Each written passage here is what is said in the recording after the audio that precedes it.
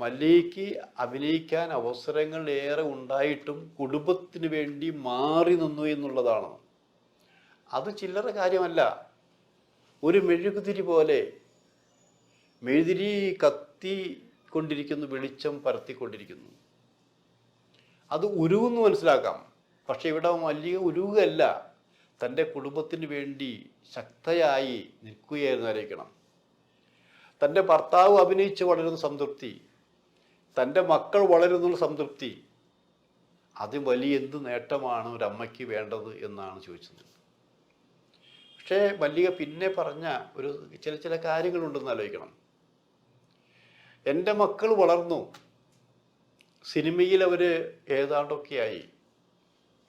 അതിൽ പൃഥ്വിരാജ് വളർന്നപ്പോൾ പൃഥ്വിരാജ് കുറേ പടങ്ങൾ വന്ന കൂട്ടത്തിൽ എന്നോടൊപ്പം സഹകരിച്ചിട്ടുള്ള അല്ലെങ്കിൽ സംഘടന സ്ത്രീകളിൽ പലരും പുച്ഛത്തോടെയാണ് കാര്യങ്ങൾ സംസാരിച്ചിരുന്നത്.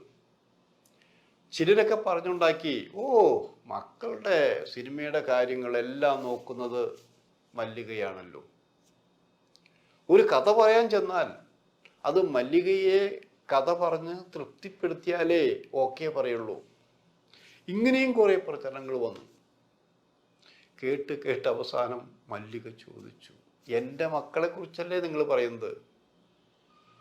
ഞാൻ 10 മാസം ചുമന്ന് പ്രസവിച്ചതാണ് എൻ്റെ ഇന്ദ്രനെയും പൃഥ്വിരാജിനെയും. അവരുടെ കാര്യത്തിൽ ഞാനല്ലാതെ വേറെ ആരിടപെടേണ്ടത്?